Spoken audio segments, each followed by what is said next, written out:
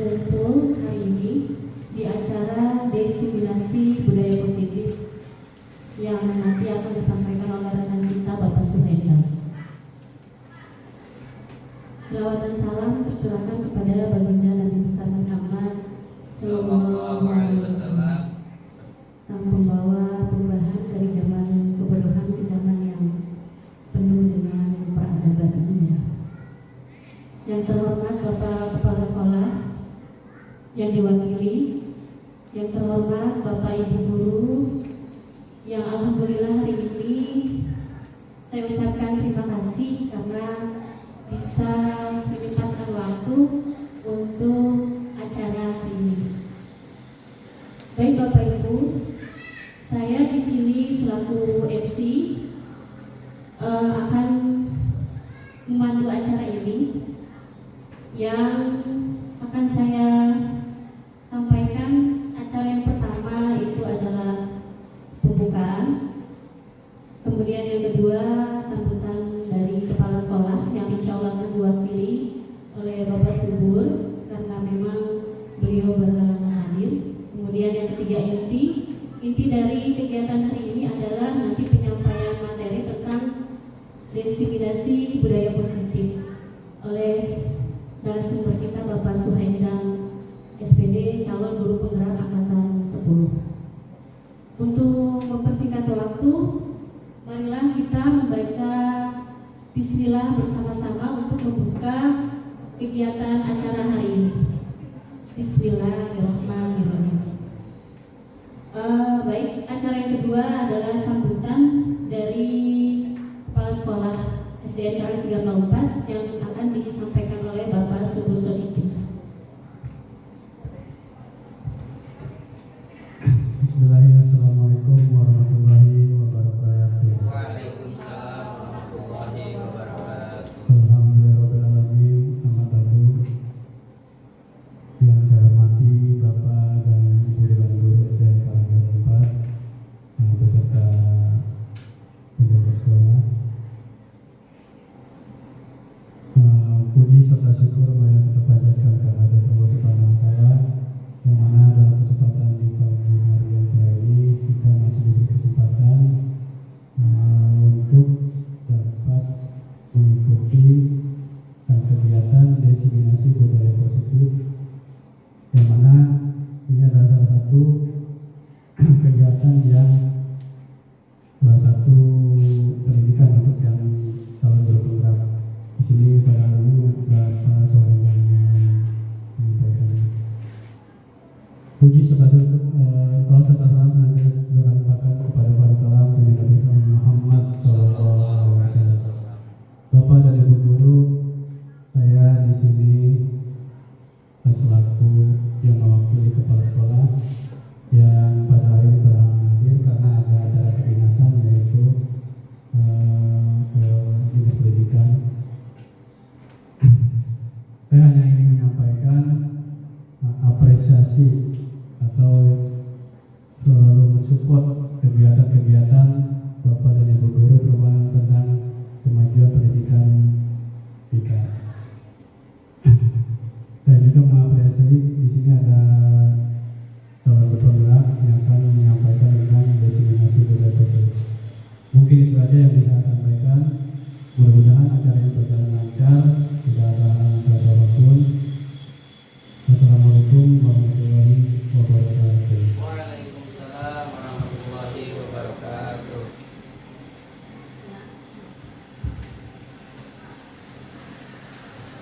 Ya, terima kasih Pak Subur atas sambutannya. Semoga membawa dampak positif untuk kita semua ya acara ini. Langsung saja pada acara inti kita, yaitu penyampaian materi tentang diseminasi budaya positif yang akan disampaikan oleh Bapak Suhenda SPD, calon guru penggerak angkatan 10. Kepadanya dipersilakan.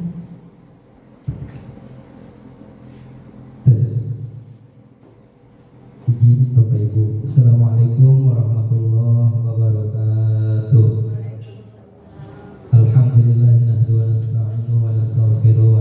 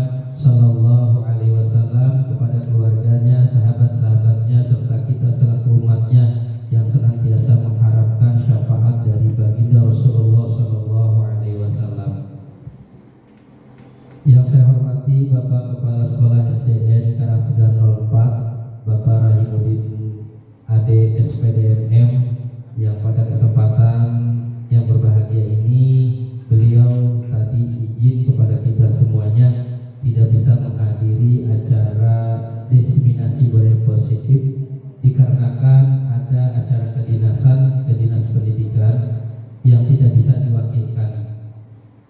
Yang saya hormati Pak Subur Sodikin SPD selaku perwakilan dari Bapak Kepala Sekolah SDN Karasgan 04. Yang saya hormati Saudari MC Ibu Noviati SPD, terima kasih yang telah memaparkan serta memandu acara pada kesempatan pagi hari ini. Yang saya hormati orang tua kita bersama Pak Amung SPD selaku sesepuh di SDN Karangsegar 04, Bapak dan Ibu guru, staf TU dan penjaga SDN Karangsegar 04. Yang pertama tentunya saya mohon maaf karena telah mengganggu waktu dari Bapak dan Ibu guru semuanya. Atas kesempatan waktunya, mudah-mudahan pada pagi hari ini kita senantiasa diberikan keberkahan Allah Subhanahu wa taala, kasih sayang Allah, serta waktu yang telah Bapak Ibu sempatkan di pagi hari ini diganti balasannya oleh Allah Subhanahu wa taala dengan segala kebaikan yang tak terhingga. Baik Bapak Ibu, tentunya tidak usah memperkenalkan diri. Saya di sini selaku calon guru penggerak angkatan 10. Ada tugas dari modul 1.4 berkaitan dengan diseminasi budaya positif. Nanti kita akan pelajari bersama-sama apa sih itu diseminasi budaya positif. Baik Bapak Ibu, terima kasih Saudara MC. Kita lanjutkan ke apa yang akan nanti saya paparkan pada pagi hari ini. Judulnya penerapan budaya positif di sekolah, disusun oleh saya sendiri Suhaida, CGP angkatan 10.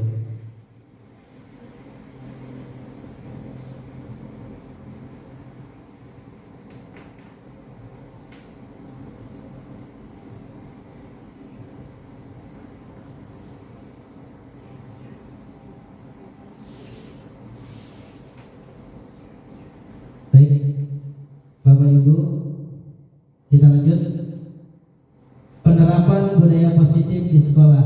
Yang pertama yang harus kita sepakati dulu, kita susun dulu adalah bagaimana kita membuat penyusunan kesepakatan kelas dan penggunaannya. Jadi untuk mewujudkan menerapkan budaya positif di sekolah itu, setiap kelas dari kita guru yang pertama adalah membuat penyusunan kesepakatan kelas dan penggunaannya. Yang kedua, penyusunan keyakinan kelas dan penggunaannya. Yang ketiga, praktek segitiga restitusi. Baik, lanjut. Konsep kunci dalam budaya positif. Konsep kunci dalam budaya positif meliputi yang pertama, perubahan paradigma belajar, disiplin positif, motivasi perilaku manusia, kebutuhan dasar, posisi kontrol, restitusi, kesepakatan kelas dan keyakinan kelas. Yang terakhir, segitiga restitusi. Dalam penyusunan kesepakatan kelas dan penggunaannya, apa itu kesepakatan kelas? Saya akan jabarkan. Kesepakatan kelas adalah pernyataan tujuan bersama dan standar perilaku antara siswa dan guru dalam lingkungan kelas. Kesepakatan ini menetapkan harapan untuk semua orang di kelas dan mendorong rasa saling menghormati, kerjasama dan keamanan. Dalam pembuatannya harus menyertakan daftar konsekuensi jika melanggar perjanjian, sehingga setiap orang terlibat tahu apa yang akan terjadi jika mereka menyimpang dari aturan. Kunci untuk membuat perjanjian kelas yang sukses adalah kolaborasi antara guru dan siswa, yang berarti melakukan percakapan terbuka tentang semua aspek mulai dari harapan, peraturan, dan konsekuensi hingga nilai-nilai seperti rasa hormat, kerjasama, keamanan, dan komunikasi yang baik. Dengan bekerja sama dalam hal ini, setiap orang akan merasa memiliki dan dapat membantu menumbuhkan lingkungan di mana setiap orang merasa didengar dan dihormati.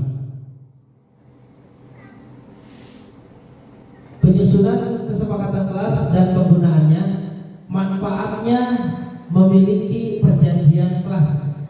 Perjanjian kelas bermanfaat bagi guru dan siswa karena menetapkan standar perilaku yang diharapkan. Selain itu, ketika kedua belah pihak memahami dan menyetujui parameter perilaku dan harapan, maka akan tercipta dasar kuat untuk pembelajaran yang efektif. Berikut adalah manfaat dari adanya perjanjian kelas. Yang pertama, membantu menciptakan suasana saling menghormati di dalam kelas. Yang kedua, menetapkan ekspektasi komunikasi yang jelas antara guru dan siswa. Selanjutnya, mendorong hubungan yang positif antara guru dan siswa. Selanjutnya, membantu mencegah kebingungan dan kesalahpahaman dengan menguraikan aturan dan harapan yang diikuti oleh semua orang. Hal ini dapat mengurangi tingkat stres di dalam kelas sehingga siswa merasa lebih rileks saat belajar. Tujuan kesepakatan kelas. Kesepakatan kelas penting untuk menciptakan lingkungan belajar yang sehat dan produktif. Perjanjian ini memberikan panduan bagi guru dan siswa tentang perilaku yang dapat diterima, berfungsi sebagai pengingat akan harapan, dan membantu memastikan rasa hormat satu sama lain. Tujuan dari perjanjian kelas adalah untuk menciptakan saling pengertian antara guru dan siswa. Jadi ini penting. Jadi bukan cuma guru yang pengen dimengerti, tapi kita belajar bagaimana siswa kita juga pengen dimengerti. Yang kedua, mendorong dialog terbuka antara guru dan siswa. Belajar kita berkomunikasi dengan murid kita, dengan siswa kita, bagaimana keseharian kita mengenal anak-anak kita. Selanjutnya, membantu menetapkan harapan yang jelas, menumbuhkan lingkungan belajar yang aman dan saling menghormati. Dengan hal ini nanti akan meminimkan bullying, meminimkan apalagi pertengkaran dan lain sebagainya. Mendorong rasa tanggung jawab di dalam kelas, memastikan setiap orang bertanggung jawab atas tindakan mereka, memperjelas apa yang sesuai dengan situasi tertentu, membuat kesepakatan kelas, memberikan kerangka kolaboratif kebersamaan kelas itu untuk diikuti oleh guru dan siswa yang memfasilitasi rasa hormat, komunikasi yang efektif, keamanan, dan kesuksesan secara keseluruhan.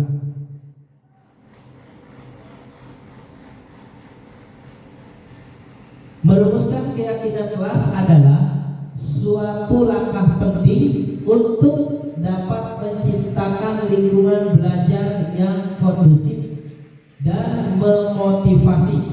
Di bawah ini merupakan cara merumuskan keyakinan kelas. Bertanya kepada siswa tentang harapan di kelas. Kita belajar komunikasikan bahwa semua murid kita libatkan, kita ajak diskusi. Ajak para siswa berbicara tentang apa yang mereka harapkan dalam kelas ini. Dengan Anda mendengarkan harapan mereka, maka Anda bisa merumuskan keyakinan kelas yang relevan dan memotivasi. Membuat pernyataan-pernyataan positif. Keyakinan kelas harus berbentuk pernyataan yang positif. Contohnya, kita semua bisa belajar dengan giat dan saling mendukung satu sama lain. Jadikan keyakinan konsisten dan mudah diingat. Jadi kalimatnya yang mudah dipahami tapi motivasi. Anda bisa membuat keyakinan kelas yang tidak terlalu banyak dan mudah untuk diingat oleh semua warga kelas. Keyakinan yang sederhana cenderung efektif dan memotivasi dan mengingatkan kita selama kegiatan pembelajaran. Lanjutnya, di bawah ini merupakan beberapa contoh keyakinan kelas yang bisa diterapkan dalam budaya positif. Setiap siswa berhak untuk belajar dan berkreasi. Kesalahan merupakan kesempatan belajar. Hubungan yang positif yaitu dasar untuk belajar. Kita bertanggung jawab atas lingkungan belajar bersama. Nah, ini mudah-mudahan nanti bisa diterapkan oleh kita semuanya, khususnya di sekolah kita di SDN Karangsegan 04. Ini keyakinan kelas 5 yang saya terapkan di kelas. Selalu bersikap positif, senantiasa menjadi diri terbaik, percaya dan menghormati orang lain serta barang miliknya, berkomitmen terhadap setiap tugas, senantiasa membantu. Nah, ini penerapan keyakinan kelas yang diterapkan di kelas 5. Lanjut. Cara menerapkan keyakinan kelas. Menerapkan keyakinan kelas dalam budaya positif mempunyai beberapa manfaat yang signifikan. Di antaranya adalah sebagai berikut. Yang pertama, menciptakan lingkungan belajar yang positif. Keyakinan kelas dapat membantu menciptakan atmosfer yang positif dan inklusif di dalam kelas.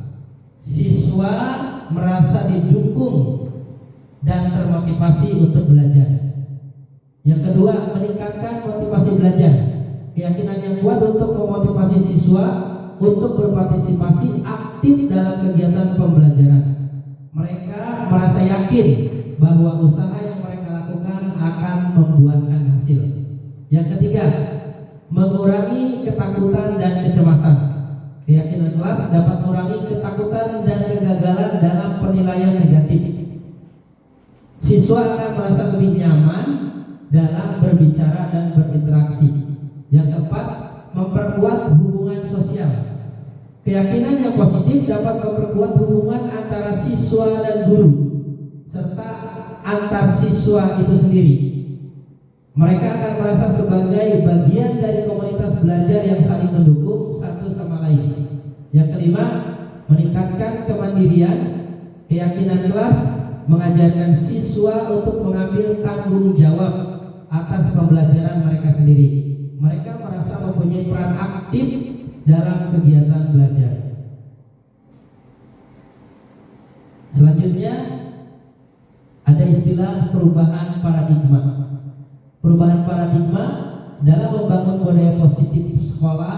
Dalam membangun budaya positif, sekolah dapat menyediakan lingkungan yang positif, aman dan nyaman agar siswa mampu berpikir, bertindak dan mencipta dengan merdeka, mandiri dan bertanggung jawab. Umumnya, disiplin sangat berkaitan dengan kontrol guru terhadap siswa.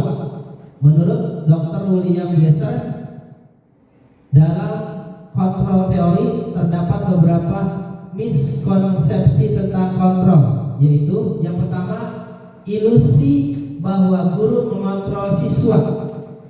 Semua perilaku mempunyai tujuan, bahwa untuk perilaku yang tidak disukai, untuk itu pada dasarnya guru tidak dapat memaksa siswa untuk berbuat sesuatu. Jadi kita tidak bisa memaksakan. Jika siswa tersebut memilih untuk tidak melakukannya, walau guru tampaknya sedang mengontrol perilaku siswa, tetapi sebenarnya siswa sedang mengizinkan dirinya untuk dikontrol. Hal ini karena kontrol guru menjadi kebutuhan dasar yang dipilih siswa. Ilusi bahwa semua penguatan positif efektif dan bermanfaat.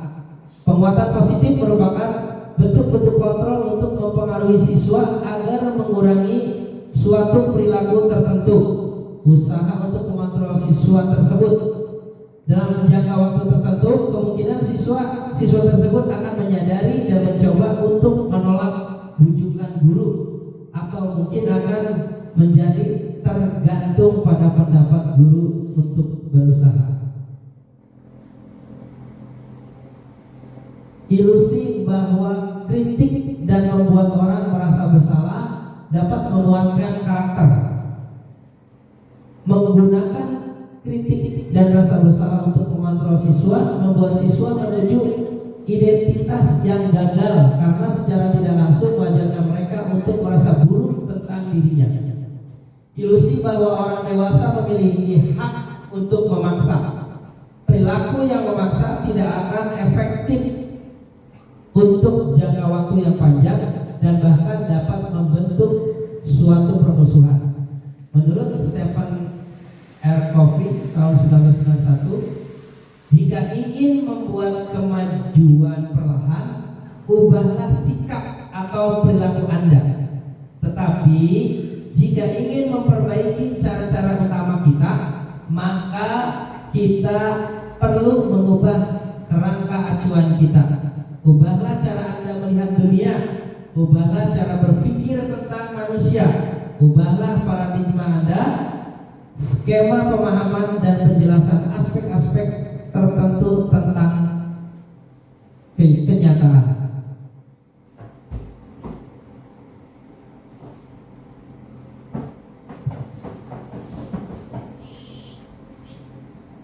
Lanjut, disiplin positif. Makna kata disiplin. Bapak Ki Hajar Dewantara menyatakan bahwa untuk menciptakan siswa yang merdeka, maka syarat utama harus mempunyai disiplin yang kuat, yaitu disiplin diri yang berasal dari motivasi internal dari dalam dirinya sendiri. Tidak mempunyai motivasi internal, maka diperlukan motivasi eksternal. Jika tidak mempunyai motivasi internal, maka diperlukan motivasi eksternal atau dari orang lain untuk mendisiplinkan dirinya.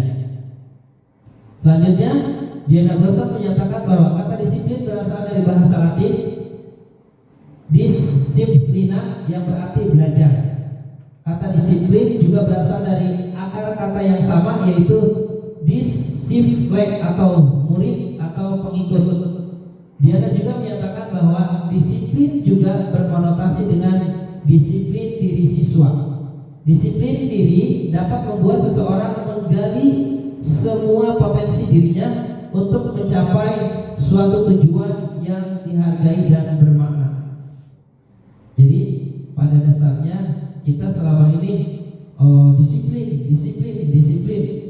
teh kudu mentaati peraturan, kudu begini. Padahal kata dasarnya disiplin itu adalah belajar. Jadi ketika orang mau melakukan perubahan atau sesuatu tentang belajar itu sudah termasuk disiplin.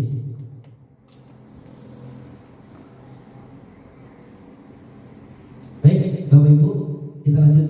Boleh sambil itu cemilannya dicoba, minumannya kita sambil santai. Nanti pertanyaannya, tanya jawabnya di sesi terakhir saja ya. Jadi kita nanti ada 3 pertanyaan. Kita berlanjut. Baik Bapak Ibu, tujuan disiplin positif, yaitu tujuan dari disiplin positif adalah untuk menanamkan motivasi kepada semua siswa kita agar mereka menjadi orang yang mereka inginkan dan menghargai dirinya sendiri dengan nilai-nilai yang mereka percaya. Motivasi ini berasal dari diri siswa atau internal, sehingga akan berdampak jangka panjang dan tidak akan terpengaruh dengan adanya hukuman dan hadiah. Motivasi perilaku manusia. Terdapat 3 motivasi perilaku manusia menurut Diana Gossos, yaitu yang pertama, untuk menghindari ketidaknyamanan atau hukuman. Biasanya orang mau melakukan disiplin itu yang pertama ini, dia akan menghindari ketidaknyamanan atau hukuman. Seseorang berperilaku untuk menghindari permasalahan yang mungkin muncul dan berpengaruh kepada mereka secara fisik, fisiologis, atau tidak terpenuhinya kebutuhan mereka bila mereka tidak melakukan tindakan itu. Yang kedua, untuk mendapatkan imbalan. Biasanya kita Ini mungkin sering juga kita lakukan. Jadi kita melakukan disiplin karena ada imbalan atau penghargaan dari orang lain. Seseorang berperilaku untuk mendapatkan pujian, hadiah atau imbalan dari orang lain yang menurut mereka penting dan mereka letakkan dalam dunia berkelas mereka. Yang ketiga, untuk menjadi orang yang ingin dan menghargai diri sendiri dengan nilai-nilai yang mereka percaya. Nah, ini yang perlu belajar yang luar biasa. Ini motivasi intrinsik. Orang yang melakukan sesuatu karena nilai-nilai yang mereka yakini dan hargai, motivasi ini akan membuat orang yang mempunyai disiplin positif karena motivasinya bersifat internal. Lanjut, kita ke kebutuhan dasar manusia. Kebutuhan dasar manusia yang pertama, semua yang dilakukan setiap manusia tentu mempunyai tujuan, yaitu untuk mendapatkan apa yang diinginkan. Menurut Dr. William Glasser dan Choice Theory, terdapat 5 kebutuhan manusia. Yang pertama, kebutuhan bertahan hidup. Kebutuhan bertahan hidup merupakan kebutuhan yang bersifat fisiologis untuk bertahan hidup. Misalnya, kesehatan, rumah, dan makanan. Komponen psikologis dari kebutuhan ini adalah kebutuhan akan perasaan aman. Yang kedua, kebutuhan cinta dan kasih sayang. Benar gak? Semua orang butuh cinta, butuh kasih sayang, kebutuhan untuk diterima, apalagi Buria, luar biasa. Lanjut, kebutuhan ini termasuk kebutuhan psikologis yang meliputi kebutuhan akan hubungan dan koneksi sosial. Jadi enggak tegang tuh, ini tegang banget kan. Mohon maaf ya, saya memaparkan ininya dulu, nanti kita dialognya berikutnya. Kebutuhan untuk memberi dan menerima kasih sayang, kebutuhan untuk merasa menjadi bagian suatu kelompok, dan kebutuhan untuk tetap terhubung dengan orang lain. Siswa yang mempunyai kebutuhan cinta dan kasih sayang yang tinggi biasanya ingin disukai dan diterima oleh lingkungannya, nyari-nyari perhatian terus, biasanya begitu. Akrab dengan orang tuanya, biasanya belajar bila suka dengan gurunya, menganggap penting teman sebaya, dan suka belajar berkelompok.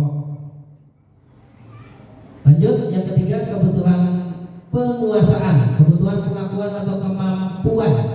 Kebutuhan ini berkaitan dengan kekuatan untuk mencapai sesuatu, menjadi terampil, menjadi kompeten, diakui atas prestasi dan keterampilan, didengarkan, dan memiliki rasa harga diri. Siswa yang mempunyai kebutuhan pengakuan yang tinggi biasanya akan selalu ingin menjadi pemimpin, suka mengamati sebelum mencoba hal baru, dan merasa kecewa jika melakukan kesalahan, rapi, sistematik, dan ingin mencapai yang terbaik. Yang keempat, kebutuhan kebebasan, kebutuhan akan pilihan. Mereka merupakan kebutuhan akan kemandirian, mempunyai pilihan dan mampu mengendalikan arah hidup seseorang.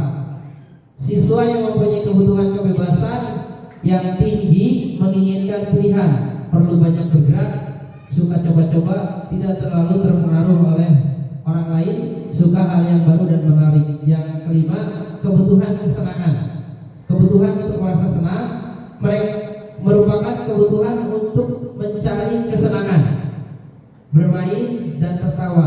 Siswa dengan kebutuhan kesenangan yang tinggi biasanya kan menikmati apa yang dilakukan, konsentrasi melakukan hal yang disenangi, suka berpermainan, suka mengoleksi barang, dan suka melucu atau bergurau. Selanjutnya, oke. Nah, di sini ini perlu dan sangat penting buat kita. Kita ada di posisi mana sebagai guru? Ini di sini di modul 1.4 dipelajari posisi kontrol guru. Yang pertama, posisi kontrol guru menurut Dian dosen terdapat 5 posisi kontrol seorang guru terhadap siswanya, yaitu yang pertama sebagai penghukum. Seorang penghukum dapat menggunakan hukuman fisik dan verbal. Guru yang menjalankan posisi penghukum akan berkata, patuhi aturan saya atau awas nanti. kamu selalu saja salah. Nah, ini biasanya bocah anak-anak keliling push up. Ini kita ini saya banget ini dulu saya gitu. Yang kedua, kita nanti ada di posisi mana kita merenungkan bareng-bareng ya. Yang kedua, membuat orang merasa bersalah. Pada posisi ini biasanya guru akan bersuara lebih lembut, menggunakan keheningan yang membuat siswa menjadi tidak nyaman, bersalah, atau rendah hati. Contoh kata-kata guru yang dalam posisi ini misalnya, Bapak sangat kecewa. Ya, oke. Posisi kontrol yang ketiga yaitu teman, di mana posisi ini guru tidak akan menyakiti murid, tapi akan selalu berusaha mengontrol siswa melalui persuasi. Posisi ini dapat berdampak positif dan negatif. Posisi positifnya berupa hubungan yang baik antara guru dan siswa. Contoh kata-kata guru yaitu, ayo bantulah demi ibu ya. Ayo ingat tidak semua bantu ibu selama ini. Hal negatif dari posisi teman adalah bila guru tidak membantu, maka siswa akan kecewa dan berkata, saya pikir Bapak adalah teman saya. Murid menjadi tidak mau lagi berusaha, saya hanya mau bertindak untuk guru tertentu, tidak untuk guru lain, dan siswa akan tergantung pada guru tersebut. Yang keempat, sebagai monitor atau pemantau. Posisi pemantau berdasarkan peraturan-peraturan dan konsekuensi dengan memisahkan hubungan pribadi. Pertanyaan yang biasa diajukan biasanya, peraturan apa yang telah kamu lakukan. Next. Yang terakhir, posisi sebagai manajer merupakan posisi mentor di mana guru berbuat bersama dengan murid, mengajak siswa mempertanggungjawabkan perilakunya, mendukung siswa menemukan solusi atas permasalahannya sendiri. Murid diajak menganalisis kebutuhan dirinya dan kebutuhan orang lain. Yang terpenting adalah kolaborasi dengan siswa. Kata-kata seorang manajer yaitu apa yang kita yakini, keyakinan kelas yang sudah dibuat oleh kelas pada awalnya. Makanya kalau bisa kita sepakati setiap kelas membuat kesepakatan kelas terlebih dahulu agar nanti menjadi keyakinan kelas, sehingga budaya positif di kelas itu dapat berjalan dengan baik dan lancar. Yang kedua, apa yang kamu yakini? Jika kamu meyakini, apakah kamu bersedia memperbaikinya? Jika kamu memperbaikinya, hal ini menunjukkan apa tentang dirimu? Apa rencanamu untuk memperbaikinya? Seorang manajer tidak mengatur perilaku siswanya, tetapi untuk membimbing murid agar dapat mengatur dirinya. Tujuan dari posisi kontrol guru terhadap siswa adalah mencapai posisi manajer. Jadi posisi manajer itu kalau bahasa kitanya posisi sempurna. Bagaimana kita bisa mengoptimalkan anak, tidak membuat anak menjadi takut, tidak membuat anak menjadi trauma, menjadi dendam terhadap guru. Di mana pada posisi ini siswa dapat menjadi pribadi yang mandiri, merdeka, dan bertanggung jawab atas segala perilaku dan sikapnya, yang pada akhirnya dapat menciptakan lingkungan yang positif, aman, dan nyaman. Restitusi segitiga. Restitusi terbagi tiga sisi. Yang pertama, menstabilkan identitas. Yang kedua, next, validasi tindakan. Next. Nah, ini Bapak Ibu. Jadi posisi manajer itu bagaimana kita bisa membuat segitiga restitusi ini, bisa mencapai apa tujuan dari restitusi segitiga ini. Yang pertama, bagaimana kita bisa menstabilkan identitas siswa, menstabilkan identitas guru. Yang kedua, validasi tindakan yang salah. Yang ketiga, menanyakan keyakinan. Ini upaya kita selaku guru, bagaimana kita berada di posisi kontrol sebagai manajer. Next. Ya, ini salah satu contoh yang kemarin saya laksanakan di demonstrasi kontekstual. Kebetulan Erwin datang mohon maaf karena ini bentuknya PPT, jadi kalau Bapak Ibu mau melihat siaran langsungnya, buka channel YouTube saya di Suhaida. Jangan lupa juga subscribe, like, dan share buat nambah pengetahuan dan pembelajaran, buat nambah income saya juga, buat belum 1 juta gitu subscribe-nya. Baik, lanjut. Ya, Bapak Ibu, dari upaya berbagai kasus di sekolah, berbagai kasus keseharian kita, upaya kita menjadi seorang manajer, yaitu di sini manajer itu bukan hanya manajer perusahaan menjadi bos, tapi bagaimana bos di sekolah itu yang pertama menstabilkan identitas, yang kedua validasi tindakan yang salah, yang ketiga menanyakan keyakinan. Baik, Bapak Ibu, tentunya saya banyak kekurangan dalam memaparkan hal ini. Nanti kita akan berdiskusi. Saya akan memberikan 2 pertanyaan saja. Nanti cukup kita berdiskusi. Ya, kita ngobrol. Kalau banyak kesalahannya, kekurangannya, yuk kita belajar bareng-bareng. Sejatinya teori ini mudah-mudahan bisa kita terapkan di sekolah kita, sehingga sekolah kita dapat menumbuhkan budaya positif, sehingga murid-murid kita dapat belajar dengan aman, nyaman, dan menyenangkan serta bahagia. Pada dasarnya semua teori bisa kita laksanakan, dan kita sejatinya belajar kepada anak. Setiap hari kita sebetulnya belajar terhadap anak. Kenapa? Karena keseharian dari anak-anak itulah kita bisa menganalisa, bisa mengevaluasi, bisa terus belajar. Tidak ada yang hebat, tidak ada yang pinter, tidak ada yang istimewa, semuanya kita belajar, terus belajar untuk menumbuhkan, untuk menghasilkan bagaimana murid kita dapat belajar secara merdeka, dapat belajar secara aman, nyaman, dan bahagia. Saya mengutip pesan dari guru bangsa kita, guru pendidikan kita, Ki Hajar Dewantara.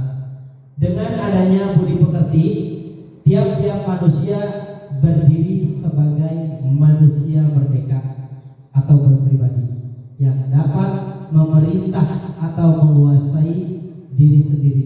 Inilah manusia beradab, dan itulah maksud dan tujuan pendidikan dalam garis besarnya. Ki Hajar Dewantara. Terima kasih, sampai jumpa.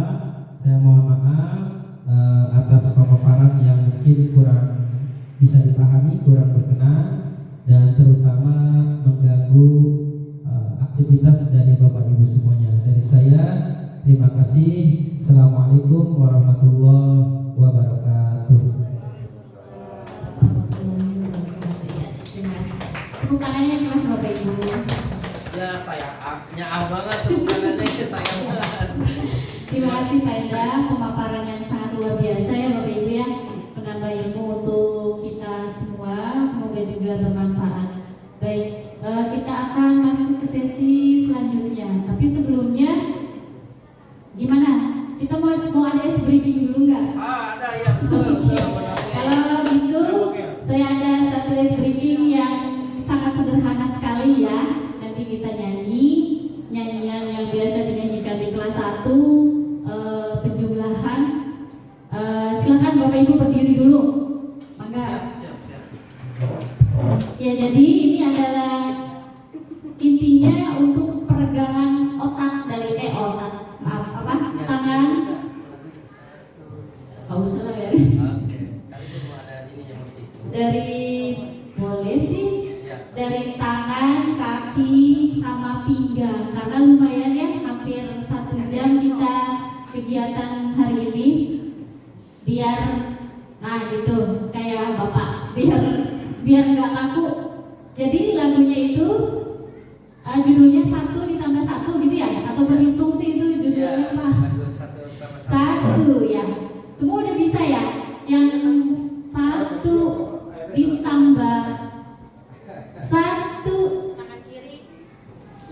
sama dengan 2 ditambah 2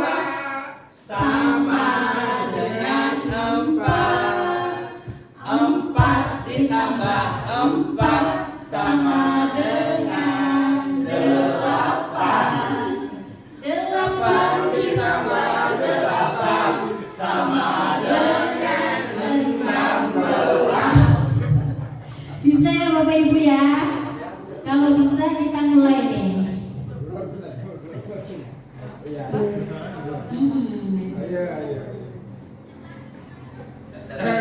Mau pakai ini ya musik ya? Benar. Mau jadi komat kek?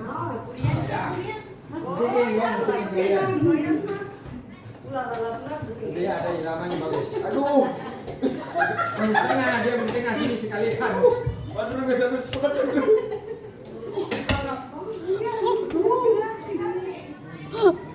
Hidup. Hidup. Aduh, uraca. Enggak, Mas. Uraca sedoran ya.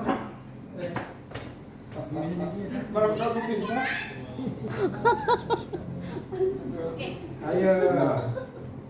Musik Ya ya. dah, lanjut. Oke. Kita nggak usah pakai musik ya. Siap ya. Semuanya bergerak. Bapak, ayo berdiri Pak. Saya. Oke, mulai ya. Kita hitungan 1 sampai 8 berarti ya. Oke. Mulai 1, 2, 3. 1 ditambah 1 sama dengan 2. 2 ditambah 2 sama dengan 4. 4 ditambah 4 sama dengan 8. 8 ditambah 8 sama dengan 16. Oke, terima kasih tepuk tangan untuk kita semua Bapak Ibu. Terima kasih. Orang tuh Gimana? Udah semangat lagi ya? Oke, baik Bapak Ibu. Tadi pemaparan yang sangat luar biasa, ilmu yang sangat luar biasa. Ternyata memang bukan hanya murid yang harus kita kontrol ya, guru juga harus dikontrol, punya kontrol gitu. Baik, kita masuk ke sesi selanjutnya adalah sesi tanya jawab. Silahkan saya buka untuk 2 penanya dulu ya. Ada yang mau ditanyakan, mangga Bapak Ibu. Oke, baik. Bu Rika mau bertanya.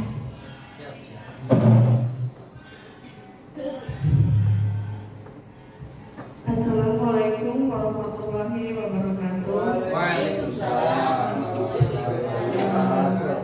Ada pertanyaan sedikit ya Pak. Siap. Soal bagaimana caranya membangun budaya positif yang paling mudah di lingkungan sekolah kita. Itu saja. Assalamualaikum warahmatullahi wabarakatuh.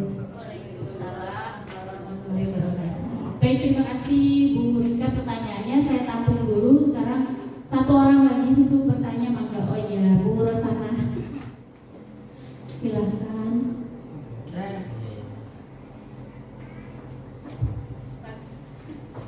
Assalamualaikum warahmatullahi wabarakatuh.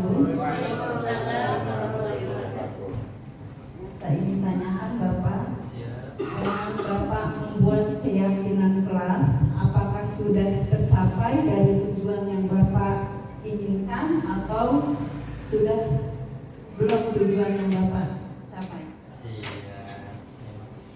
Baik, terima kasih. Ya, tepuk tangan dulu untuk 2 penanya kita yang luar biasa. Ditanyakan oleh 2 ibu guru yang cantik-cantik. Terima kasih pertanyaannya.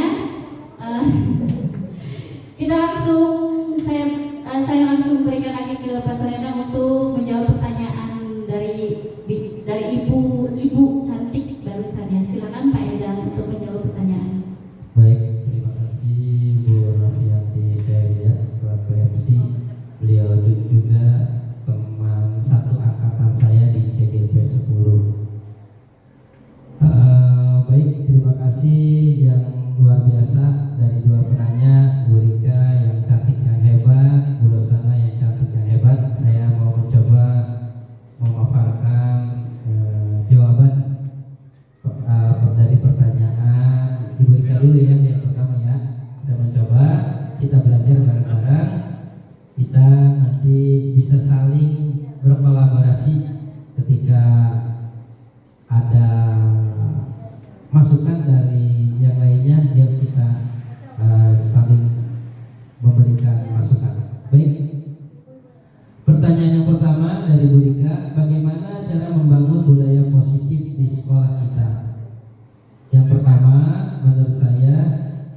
membuat kesepakatan sekolah terlebih dahulu. Kesepakatan sekolah yang dibuat oleh siapa? Oleh semua stakeholder sekolah itu. Kepala sekolah, guru-guru, staf TU maupun penjaga, dan komite sekolah. Jadi bagaimana kita membuat kesepakatan sekolah mengambil suara-suara terbanyak apa yang diinginkan oleh keluarga besar sekolah ini. Capaian apa yang akan kita terapkan? Ya alhamdulillah sekolah kita pada saat ini kita sudah hampir jalan 2 tahun ya sudah menerapkan budaya positif sebetulnya Bu. Kita tidak merasa gitu. Di mana budaya positif kita? Kita sudah membiasakan anak itu sekolah kita bebas dari sampah. Alhamdulillah kita tahu bersama bahwa depan kelas maupun belakang itu hampir setiap hari tidak ada sampah. Itu juga budaya positif yang terus harus kita lakukan dan terus diingatkan kepada anak agar terus menjadi budaya. Ketika menjadi budaya maka akan menjadi kebiasaan ya. Kebiasaan itu akan melekat kepada anak dan insya Allah itu akan ditumbuhkan pada kehidupannya selanjutnya. Hari Jumat kita sudah punya sholat duha bersama dan sedekah di hari Jumat. Ini juga merupakan budaya sekolah yang positif, budaya yang luar biasa. Selain anak-anak kita dapat mengenal ajaran-ajaran agamanya, bahkan bukan mengenal, langsung menjalankan. Di situ mereka bisa melaksanakan sifat-sifat kegiatan-kegiatan sosial, bisa berinteraksi dengan teman sejawatnya, bisa berdampingan, yang nggak bawa sejadah bisa mereka sejadahnya digelar jadi berdua. Itu merupakan budaya yang perlu kita jaga juga. Setelah itu kan ada sedekah kebersamaan, itu sedekah bersama-sama setelah sholat duha yang fungsinya memang untuk saudara-saudara kita, teman-teman kita di sekolah yang sudah kemarin Bapak waktu rapat itu kan sedekah anak-anak diperuntukkan untuk nanti anak-anak yang lain ada yang berkebutuhan, tidak memiliki sepatu, tidak memiliki tas, tidak memiliki buku, maka dari sedekah itu. Hari Sabtu kita sudah melaksanakan yang namanya kegiatan Sabtu Sehat, olahraga yang dipimpin langsung oleh guru olahraga kita Pak Agus Ikhwana SPD. Alhamdulillah setiap Sabtu kita olahraga sehat, ceria, dan membangun budaya itu. Semua Bapak Ibu gurunya ikut berolahraga. Ini merupakan contoh dari budaya positif yang sudah kita laksanakan. Tinggal kita menjalankannya, terus kita jaga, terus kita perbaiki. Dan alhamdulillah anak-anak kita kalau ketemu dengan gurunya sudah terbiasa. Assalamualaikum, salaman. Artinya sebetulnya cuman karena kita mungkin baru mengenal istilah ini, jadi istilah ini seolah awam, seolah baru kita terima, padahal pada kesehariannya kita sudah melaksanakan hal itu. Jadi yang pertama membuat kesepakatan sekolah yang dilaksanakan oleh semua stakeholder. Yang kedua tadi bagaimana terus kita upaya menjaganya agar budaya-budaya yang sudah baik itu tetap terlaksana dan menjadi kebaikan buat lingkungan sekolah ini. Yang ketiga mungkin kita menambahkan apa yang menjadi kekurangan, yang menjadi tambahan ide apa nih tahun ini kita pengennya apa anak supaya apa lagi gitu, untuk menumbuhkan tadi rasa kemandirian, rasa tanggung jawabnya. Atau kita mungkin besok akan menerapkan budaya ya tadi pemikiran yang universal ya Pak ya, anti bully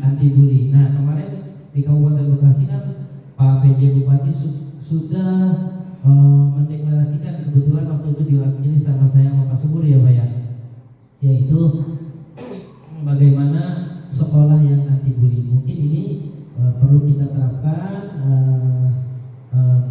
Selanjutnya bagaimana penerapan secara aktual secara nyatanya di sekolah kita.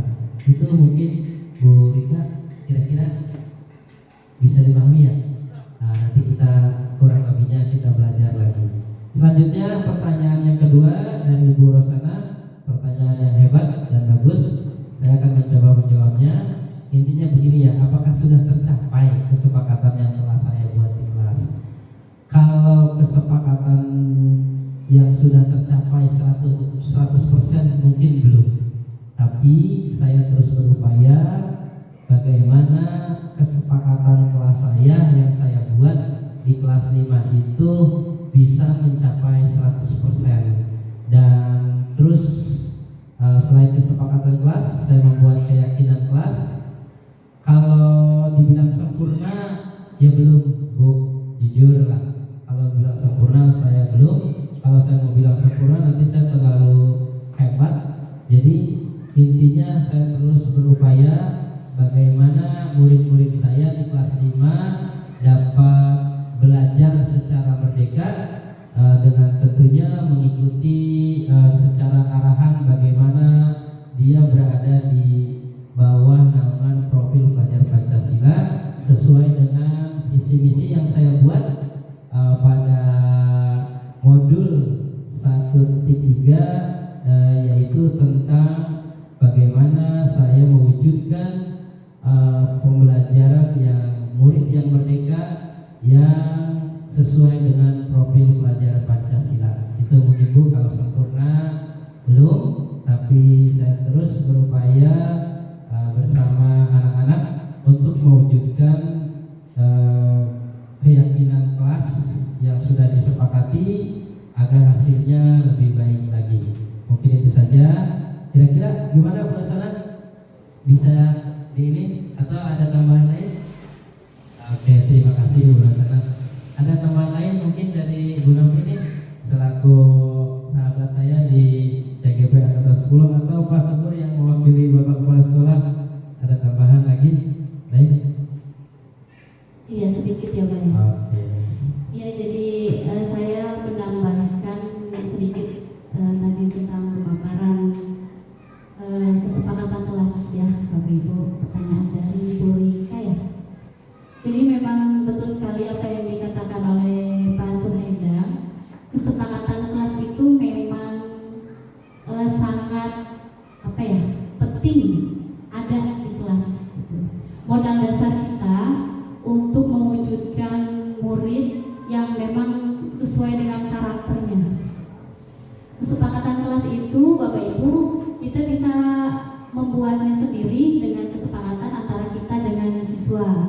Jadi ketika mereka melakukan kesalahan atau tidak sesuai dengan kesepakatan yang sudah kita buat bersama, jadi itu untuk acuan untuk mereka balik lagi ke jalan yang benar gitu, sesuai dengan kesepakatan kita bersama dalam kelas. Seperti itu ya Bapak ya. Jadi alangkah baiknya kita mengikuti jejak Pak Endang ya Bapak Ibu. Kita belajar, kita mulai untuk mewujudkan murid yang sesuai dengan karakter profil pelajar Pancasila. Diawali dengan dasar sekali kita mempunyai kesepakatan kelasnya masing-masing. Itu Bapak Ibu. Terima kasih Pak Endang. Itu tambahan dari saya sedikit. Terima kasih yang luar biasa dari Bu Novi. Mudah-mudahan tambahan ilmu dari Bu Novi menambah wawasan kita dan bisa diterapkan dan diaplikasikan di sekolah kita, khususnya di kelas-kelas kita, demi terwujudnya anak-anak yang mandiri. Mandiri bukan berarti mandi sendiri, main sendiri, apa-apa sendiri, tapi kita selaku guru menjadi teladan, menjadi penuntun buat anak-anaknya sehingga mereka dapat merdeka dalam meraih ilmunya. Kita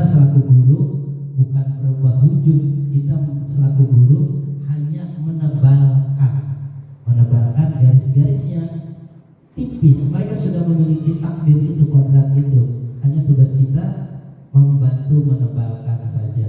Karena pada dasarnya sesuai dengan filosofi Ki Dewantara, siswa itu kita belajar sesuai dengan kodrat alam dan kodrat zamannya. Kita kalau tidak mengikuti kodrat zamannya, kita juga akan tergerus oleh keadaan alam. Jadi mungkin bisa jadi ke depan itu Bu, kelas 1 pertanyaannya akan berbeda. Kelas 1 akan bertanya, Pak, kenapa sih Israel itu jahat? Kenapa sih malaikat itu? Kok anak bisa tahu kelas 6? Karena pengetahuan mereka sekarang dari YouTube. Makanya kita kudu siap dengan pengetahuan kita siap dengan terus mengupgrade diri kita. Itu saja kurang lebihnya dari saya. Mohon maaf. Terima kasih yang sangat luar biasa. Saya apresiasi pertanyaan dari Bu Rika dan Bu Rosana. Assalamualaikum warahmatullahi wabarakatuh. Waalaikumsalam warahmatullahi wabarakatuh. Baik Bapak Ibu, ternyata sesi tanya jawab itu adalah sesi terakhir pertemuan kita hari ini di acara diseminasi budaya positif di sekolah.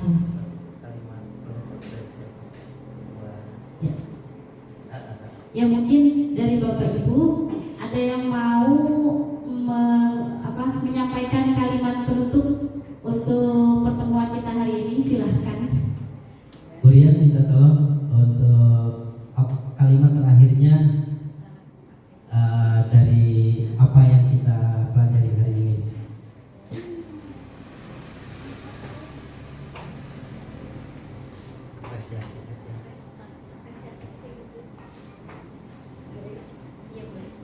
Jatuh ke jatuh.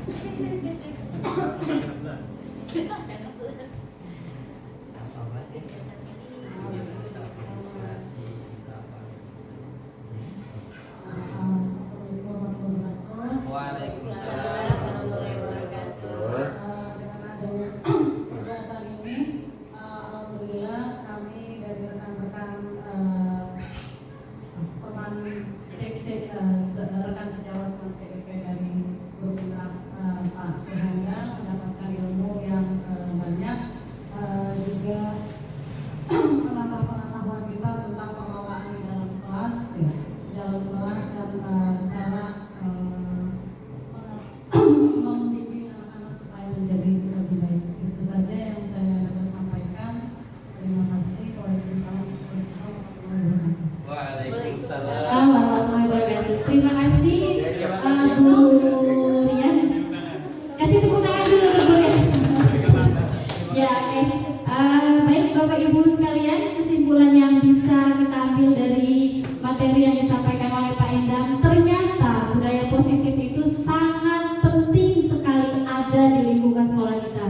Jadi mari kita bersama-sama untuk mewujudkan budaya positif yang bisa kita lakukan bersama di lingkungan sekolah kita ya Bapak Ibu ya. Dan kita harus tahu ternyata bukan hanya guru yang harus mengontrol murid. Guru juga mempunyai posisi kontrol yang memang harus kita miliki bersama. Di antaranya tadi yang paling utama adalah kita harus bisa menjadi sebagai manajer ya. Karena selama ini saya pribadi merasa ternyata setelah mengikuti kegiatan ini, oh ternyata saya itu belum menjadi manajer, baru menjadi penghukum dan teman. Biasanya seperti itu Bapak Ibu. Saya ucapkan